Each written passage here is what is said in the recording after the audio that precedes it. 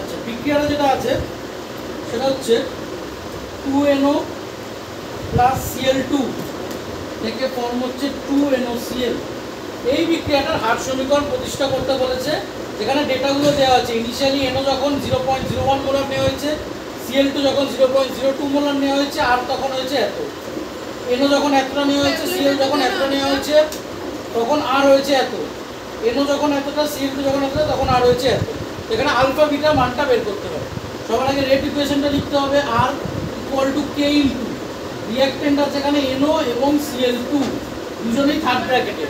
পাওয়ারে কত আছে সেটা জানা নেই, তার জন্য আলফা এবং বিটা ধরা হচ্ছে। এই আলফা এবং বিটার মানটাই বের করতে হবে। তো প্রথম ক্রিয়াটাকে যদি আমরা এই সমীকরণে বসাই, তাহলে আসে হচ্ছে আর হবে হচ্ছে 2.4 into 10⁻⁻4 equal to K into NOর concentration initially 0.01 to the power আমরা আলফা ধরেছি, তাই আলফা। আর বি এর Cl2 concentration 0.02 to the power beta. এটা 1 নম্বর সমীকরণ। 2 নম্বর সমীকরণের রেট আসছে 2.16 ইন্টু 10⁻³ কে ইন্টু, তখন এর concentration 0.03 to the power alpha এবং বি হচ্ছে 0.02 টু দি পাওয়ার বিটা। এটা হচ্ছে সমীকরণ 2। আর লাস্ট ইকুয়েশন আসছে 4.32 into 10⁻³ equal to K into 0.03 to the power alpha এবং বিটার concentration 0.04 to the power beta. এই ভ্যালু, এটা হচ্ছে 3 নম্বর সমীকরণ। ভ্যালুগুলোকে জাস্ট বসানো হয়েছে। এরপরে হয় দেখতে হবে কত ভাগ কত করতে পারি। আমরা যদি 1 এবং 2 কে নিই, তাহলে এখানে বিটার পোর্শনটা পুরো কেটে যাচ্ছে, এখান থেকে আলফার ভ্যালুটা পেয়ে যাবে।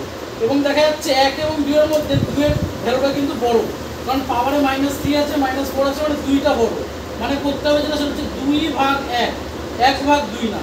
2 ভাগ করলে পাওয়া যায় 2.16 ইন্টু 10⁻³ বাই নিচে আসে 2.4 into 10⁻⁴ equal to K into 0.03 to the power alpha 0.02 to the power beta by K into 0.01 to the power alpha এবং 0.02 to the power beta. Beta beta কেটে যায়, কে কে কেটে যায়। তাহলে এখানে যেটা পড়ে থাকে 9 ইকুয়াল টু এখানে কত 3 টু দি পাওয়ার আলফা। এই 9কে যদি আমরা আরো ভাঙিয়ে লিখি, তাহলে আসে 3 square equal to 3 to the power alpha. সেখান থেকে আমরা পাচ্ছি আলফা ইকুয়াল টু 2। মানে এখানে আলফা ইকুয়াল টু ইকুয়েশনটার ক্ষেত্রে 2 আসছে। নেক্সট ভাবে এবার বিটা বের করতে হবে। বিটা যদি বের করতে হয়, তখন দেখতে হবে কোনটা ভাগ করতে হবে। বিটার ক্ষেত্রে আমরা যদি এখানে 1 এবং 3 এর ক্ষেত্রে দেখি, কোনো রাশি এমন নেই যেটা কেটে যাবে। কিন্তু 2 এবং 3 যদি দেখা হয়, তাহলে NOর ভ্যালুটা দু জায়গায় কেটে যাবে। তাহলে 2 আর 3 এর মধ্যে কাজ করতে হবে। এর মধ্যে 3 এর দেখা যাচ্ছে 8টা বড়, তার মানে 3 ভাগ 2 করতে হবে। তাহলে হবে হচ্ছে 3 ভাগ 2। 3 ভাগ 2 করে আমরা পাচ্ছি হচ্ছে উপরে আসে 4.32 ইন্টু 10⁻³ বাই নিচে আসে 2.16 ইন্টু 10⁻³ ইকুয়াল টু উপরে আসে k into 0.03 to the power alpha 0.04 to the power beta by K into 0.03 to the power alpha into 0.02 to the power beta. Alpha এটা কেটে যায়, কে কে কেটে যায়। এটা ভাগ করে কত আসে? 2 আসছে।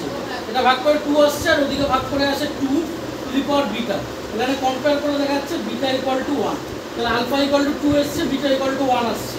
তাহলে হার সমীকরণে লাস্টে গিয়ে এখানে 2 এবং 1 বসালেই এটা হচ্ছে হার সমীকরণটা। NO রেসপেক্টে অর্থাৎ 2, Cl রেসপেক্টে 1। সবার হয়েছে?